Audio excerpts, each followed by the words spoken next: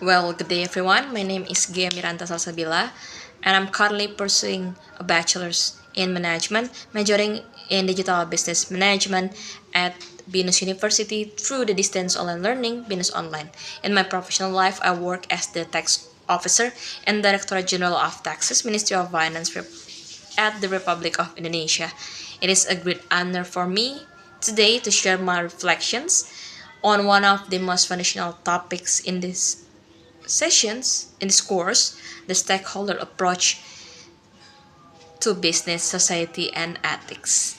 In these sessions, I have learned that the way we define a business is fundamentally shapes how we run it, and more importantly, how we treat the people affected by it. Because the traditional way to view a business has long been dominated by what we call the shareholder primacy model.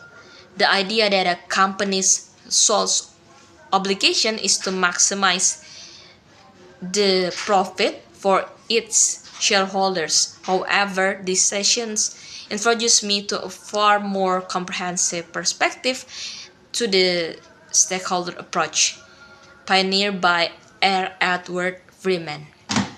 According to Freeman, a stakeholders is any individual or a group who can affect or it is affected by the achievement of an organization's objective.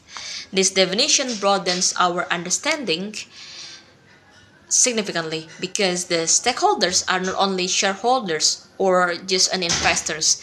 They include the employees, customers, suppliers, local communities, governments, and even the natural environments.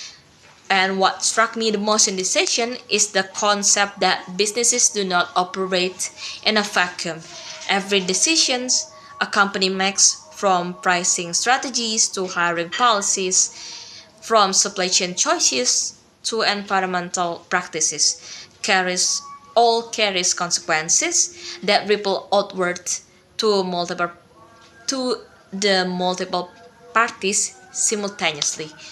This leads us to the ethical dimension of the stakeholder approach because this session also examined how business ethics is not merely a compliance exercise or just a set of rules to follow. Rather, it is an ongoing commitment to making decisions that are not only legally sound but also morally defensible. And three major ethical frameworks were explored. The first one, the utilitarianism, which evaluates actions based on their outcomes and overall welfare. The second is deontological ethics, which emphasize duties and universal principles, regardless of consequences. And the last one is virtue ethics, which focuses on the characters and the integrity of the decision maker. Furthermore, the session highlight the con the session also highlight the concept of corporate social responsibility or CSR as a practical manifestations of stakeholder thinking. When the organizations genuinely internalize the stakeholder value, the CSR transformed from a public relations strategy into an authentic organizational commitment. In my own professional context as the government officer, I find this framework deeply relevant because we all know that the tax compliance, the public service delivery, and the fiscal policy decisions all involve navigating the interests of multiple stakeholders such as the taxpayers, the state, the civil society, and the future generations. The stakeholder lenses help me to see that my work is not simply transactional. It carries a broader social and ethical responsibility. So, is this topic is really that matter or important to learn? I believe the answer is unequivocally yes, And I would like to over three reasons why.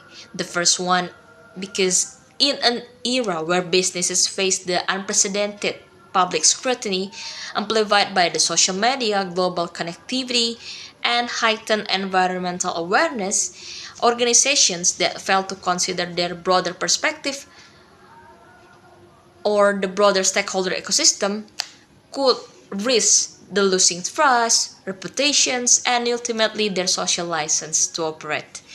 So, understanding stakeholders' dynamic is no longer optional, but it is a strategic necessity. Second, as official leaders, whether in a private sector, public institutions, or civil society, we will constantly be required to make decisions that balance competing interests. So, the stakeholder approach equips us with a structural ethical framework to navigate this tension thoughtfully rather than reactively. And third, perhaps most personally meaningful to me because this topic teaches us that profitability and responsibility are not mutually exclusive because sustainable business success, the kind that endures across the time generations, and it needs to build on trust, integrity, and genuine accountability to all the stakeholders. This is a lesson that is relevant in corporate boardroom as it is in the government tax office. So to conclude, the stakeholder approach to business, society, and ethics invites us to lead with both competence and conscience. It reminds us that behind every decisions there are people, and that how we treat those people defines not only on our organization but our character as a leader. So thank you very much for your time and attention. I look forward to continuing this meaningful journey of learning with all of you. Thank you.